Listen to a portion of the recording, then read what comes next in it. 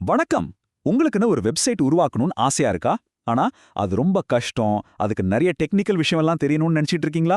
கவலையே படாதீங்க. அதெல்லாம் ஒண்ணுமே இல்ல. உண்மையில இது எவ்வளவு ஈஸின்னு இந்த பகுதியில பார்க்க போறோம். வாங்க, உங்க முதல் வெப் பேஜை இப்போவே எப்படி உருவாக்குறதுன்னு பார்க்கலாம்.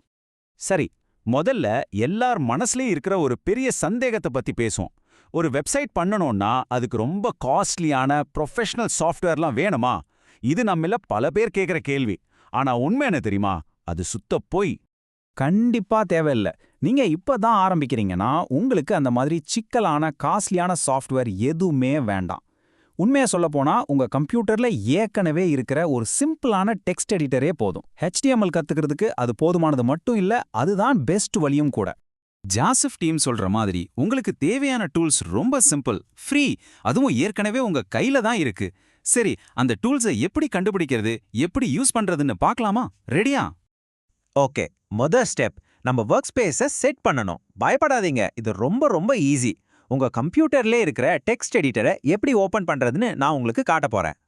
நீங்க விண்டோஸ் யூஸ் பண்றீங்கன்னா உங்களுக்கு இது ரொம்ப சிம்பிள்.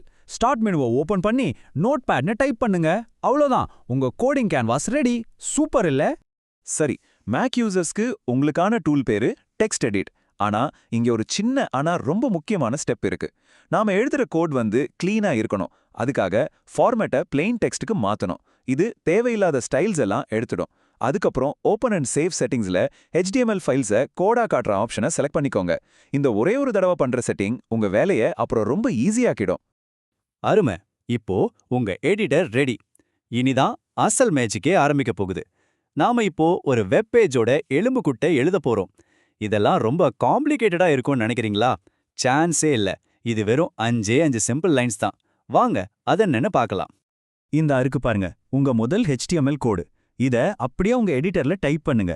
பாக்குறதுக்கு ஏதோ சீக்ரெட் கோட் மாதிரி தெரியலாம், ஆனா இதுல இருக்கிற ஒவ்வொரு லைனும் உங்க வெப் பேஜுக்கு ஒரு கமாண்ட் கொடுக்குது. இதுதான் உங்க பேஜோட ஃபவுண்டேஷன். சரி, இந்த டாக்ஸ்னா என்னன்னு சிம்பிளா பார்க்கலாம். HTMLங்கிறது உங்க முழு வீடு மாதிரி. பாடிங்கிறது அந்த வீட்டுக்குள்ள நீங்க வைக்கிற பொருட்கள், அதாவது ஸ்கிரீன்ல தெரியற விஷயங்கள். H1ங்கிறது உங்க வீட்டு வாசல்ல மாற்ற பெரிய வெல்கம் போர்டு மாதிரி. அப்புறம் Pங்கிறது நீங்க சொல்ற கதையில வர்ற ஒவ்வொரு பேராகிராஃபும். பாத்தீங்களா, எவ்வளவு சிம்பிள். நம்ம கோட் ரெடி. இப்பதான் இந்த மேஜிக்கலான மொமெண்ட் வரப்போகுது. நாம எழுதின இந்த சாதாரண டெக்ஸ்ட ஒரு நிஜமான ஒர்க் ஆகுற வெப் பேஜா மாத்த போறோம். இது எப்படிடா நடக்கும்னு யோசிக்கிறீங்களா? நாம சேவ் பண்ற விதத்துல தான் அந்த சீக்ரெட்டே இருக்கு. உங்க எடிட்டர்ல ஃபைல் மெனுக்கு போங்க. அங்க சேவ் அஸ் ஆப்ஷனை செலக்ட் பண்ணுங்க. இப்போ நாம இந்த ஃபைலுக்கு ஒரு அடையாளம் கொடுக்க போறோம். அந்த அடையாளம் தான் இதை ஒரு வெப் பேஜா மாத்த போகுது. இப்போ ரொம்ப கவனம். ஃபைல் நேம index.html கொடுங்க.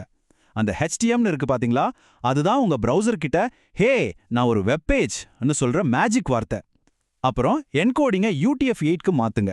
இது எதுக்குன்னா உங்க பேஜ்ல தமிழ் உட்பட எல்லா மொழியும் சரியா தெரியறதுக்கு இது உதவும்.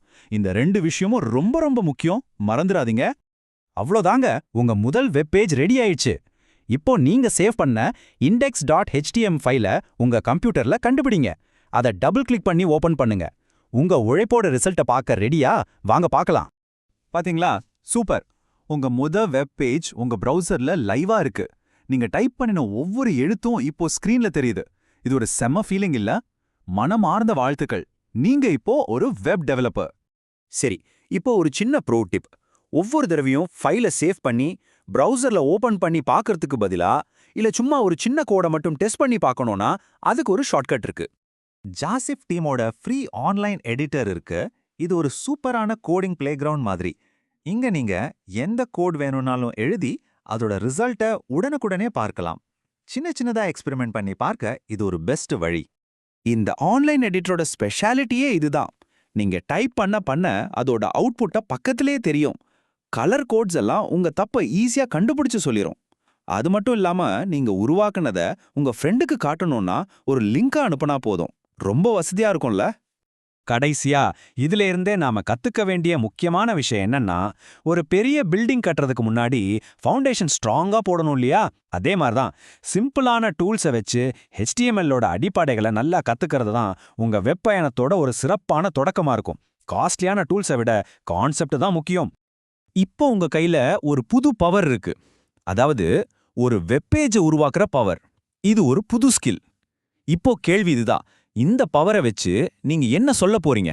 உங்க முதல் வெப்பேஜ்ல உங்க கதையை சொல்ல போறீங்களா, இல்ல ஒரு கவிதையை ஷேர் பண்ண போறீங்களா, இல்ல உங்களுக்கு பிடிச்ச விஷயத்தை பத்தி பேச போறீங்களா?